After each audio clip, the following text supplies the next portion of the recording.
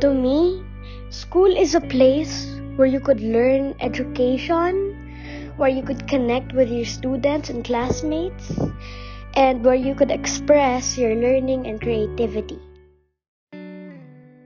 Located on the corner of 43rd Street and 4th Avenue is a public school proposal which deals with the emerging social and educational needs of students.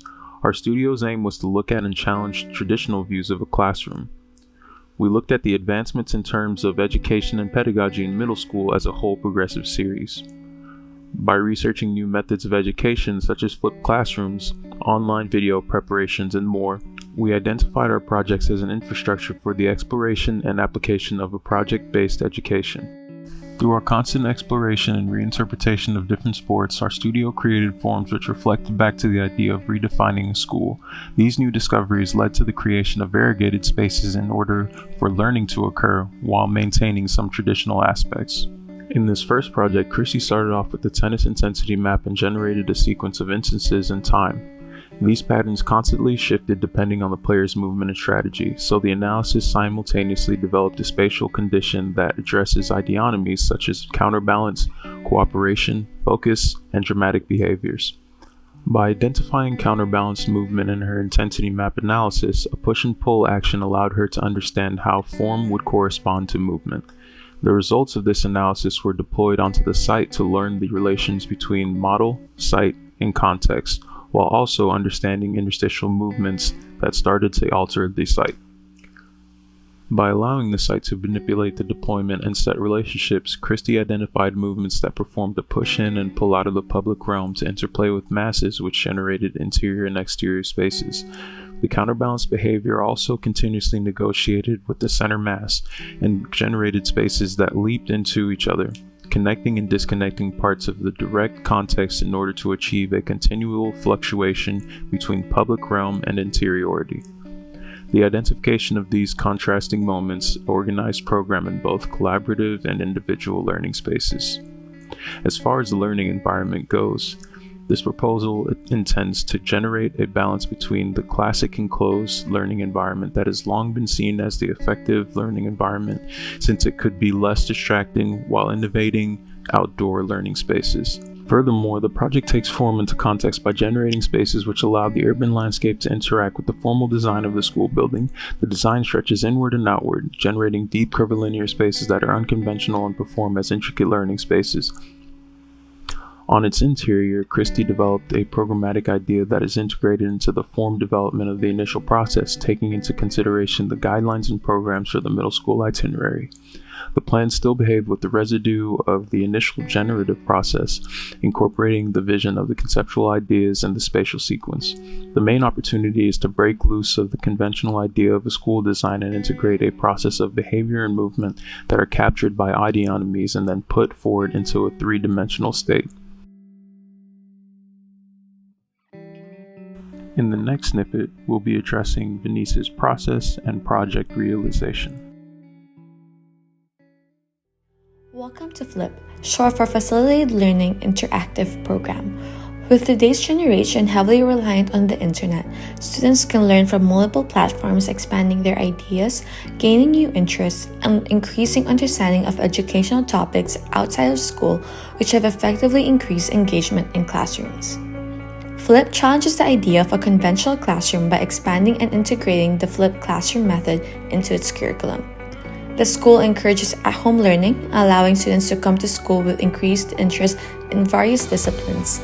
This helps teachers foster their education best fit for them. FLIP, originally inspired by intensity maps, tracking an athlete's activity during a game, is structured around the idea of guided decentralization, where certain programs are organized based on the paralleling aspects of subjects, coach forms of learning, and/or group sizes, doubling a space's purpose.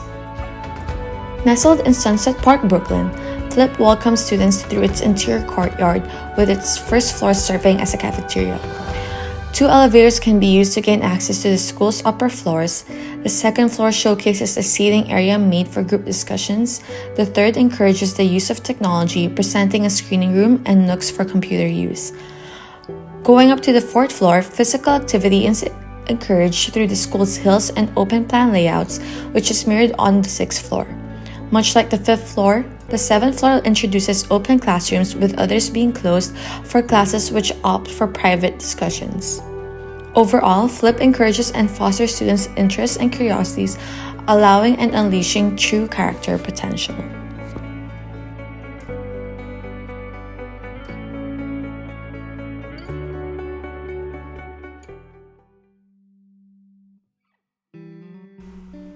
When considering code for Venice's project, one obvious feature of the Flip Learning School is its height relative to the surrounding buildings. Standing at 90 feet, it exceeds the maximum height for its residential district. Due to the school's profound potential impact on the community, the district was redefined as an LH3 district, so the building's height became allowable. Its sheer amount of space open to the exterior relieves it of any sun exposure plane restrictions.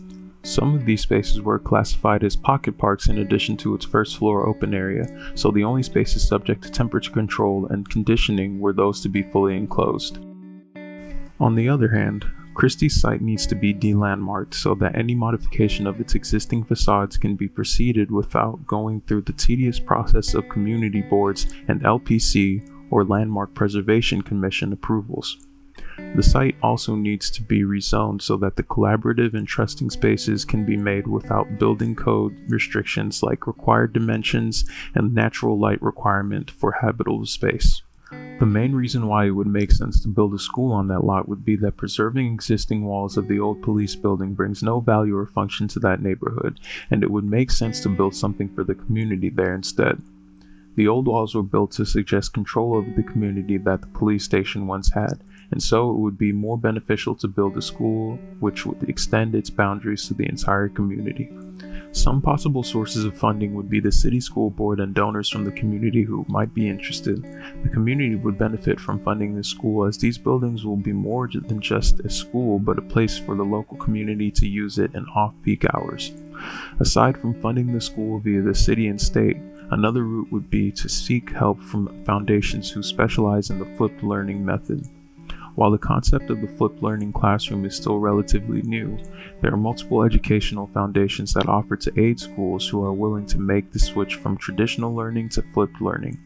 Organizations like the Future of School Foundation and the Flipped Learning Global Initiative offer finance and technological aid to teachers and school districts looking to switch to flipped learning. Foundations such as these would most likely be interested in sponsoring the construction of an entire school where both the architecture and program are geared toward flipped learning. By prioritizing innovative and empirically successful learning environments and methods such as the flipped classroom and the integration of indoor-outdoor interchange, these designs more closely align with the development of today's students and faculty. As a needed re-evaluation of the site, both in terms of its historical implications and architectural derivation of space, both of these concepts would address conditions of the funding sources we mentioned while also providing an opportunity for this unique architectural exploration of spatial programming that justifies exceptions to typical codified restrictions. As our understanding of social and physical landscapes evolve, so too must that of our educational landscapes. And within these two projects, we begin to expand upon our understanding of what schools and their spaces are for.